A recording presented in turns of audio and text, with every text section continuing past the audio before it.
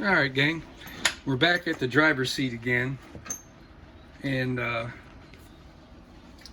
was going to hold off until I got it done and just explain what I did, but I thought I'd start recording now. This hole and that hole are the original bolt holes from the seat, and there's already a nut welded in place underneath on both of those, and I'm able to reuse those. So this side here I had to drill new holes, this one in there and that one there. This one we've got a piece of 1x4 going right here, so I'm solid wood from here to the metal floor. I'm good with that one, but this one is not.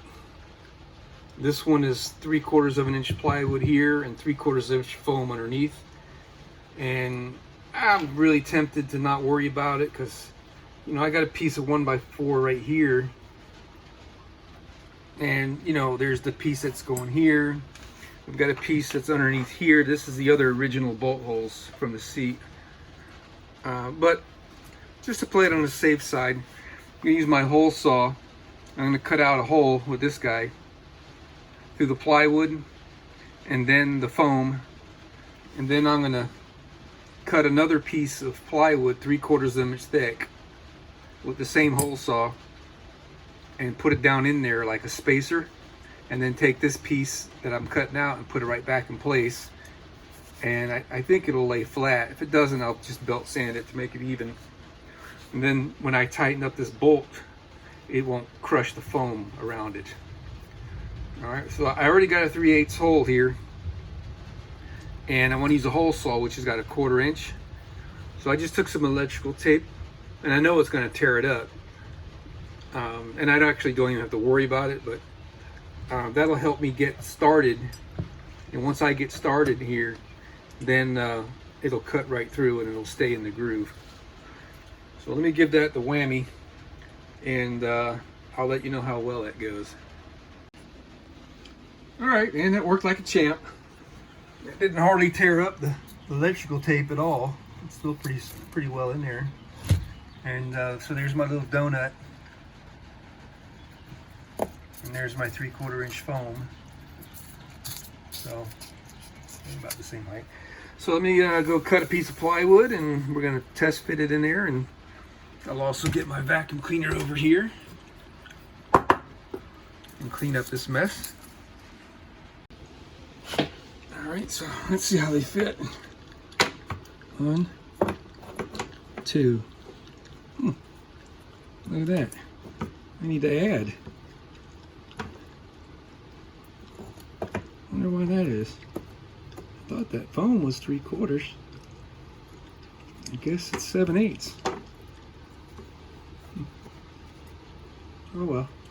Have to make another little round donut to fill in the gap. Anyway, this is the piece of metal that's going to go on the underneath side. The welded nuts. A nut there, and one there. Okay, so that's going to distribute the forces across all that sheet metal that's down there, and it's good enough. And this is the bracket here I made up that goes on this side, like that. Bolt holes go there, and we get bolts that go there into the side of the seat.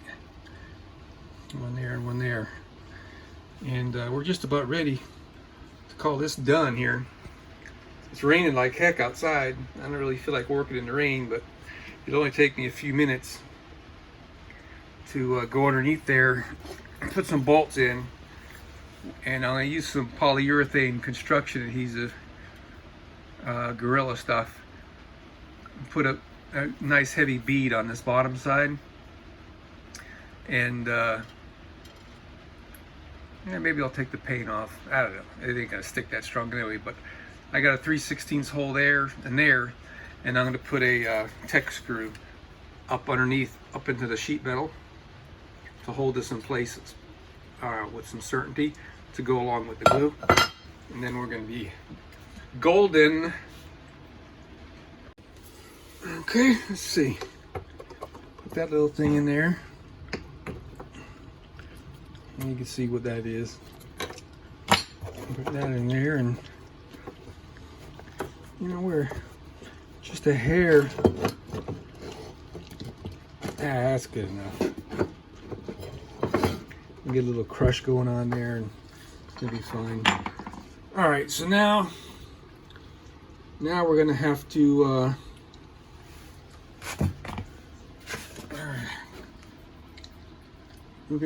put these bolts in here to hold this thing up.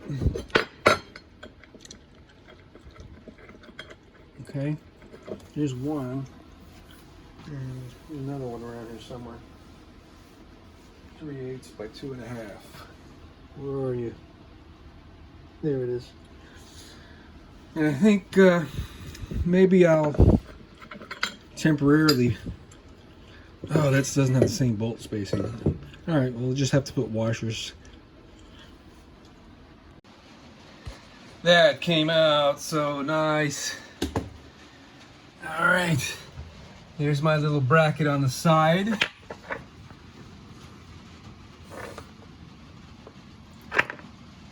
Everything's nice and tight. And there's one of the bolts right there that we just added new holes with the bar down there below. And there's another one right there. And I am super tickled because our seat is mounted solid, man.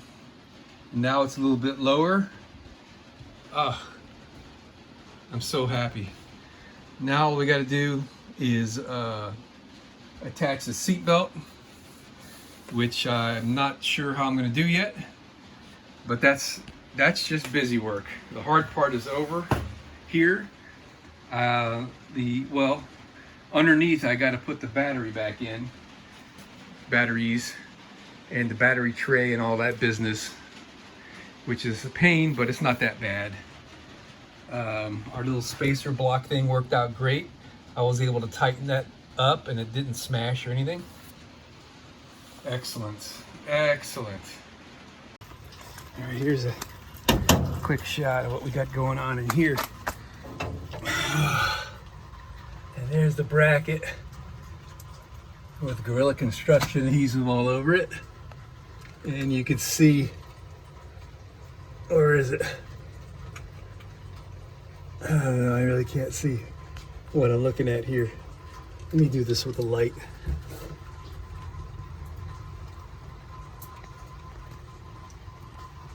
There we go. There's the bolt sticking through. There's the little tech screw right there. And there's the other tech screw and the other bolt poking through. And here's the original setup right there, and there's another one right there. Gosh, I am so happy with the way this turned out. I'm beside myself here, man. It just doesn't get any better, man. It's perfect, absolutely perfect. It's so comfortable sitting in the seat now.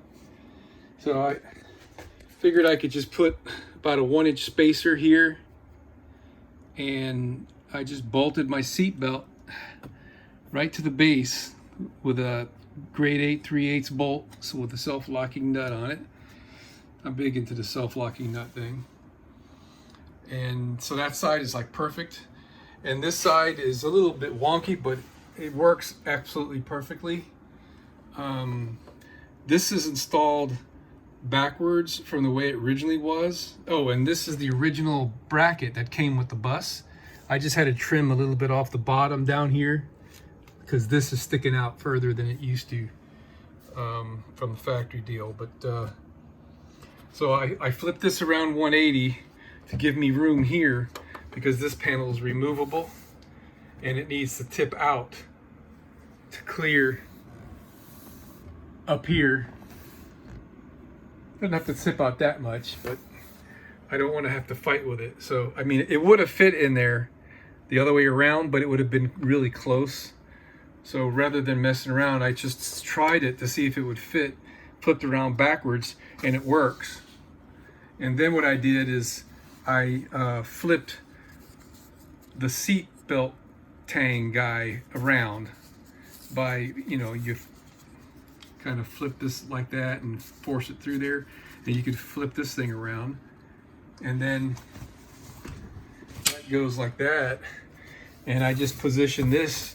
Everything just lays perfectly flat when I get in the seat.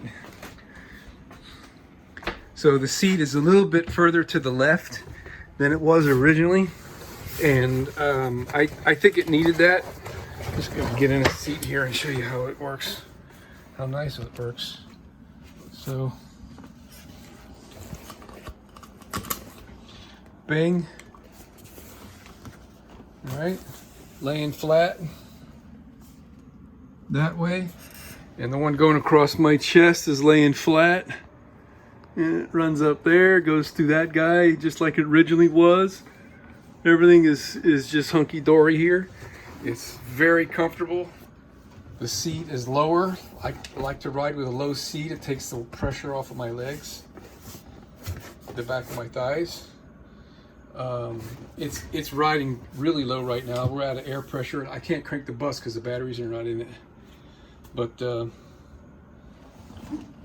oh God, is it comfortable? I'm a little bit closer to this, so I can put my arm on it now. Before it was too far away to reach. Now it's within reach if I lean over a little bit. If I'm going on a long ride or something, you know what? That's a big deal right there. Still close enough to hold on to my wife's leg over here. There's probably another, I don't know, 1.5 or 2 inches space here, maybe. It's just perfect. I just can't wait to go for a drive.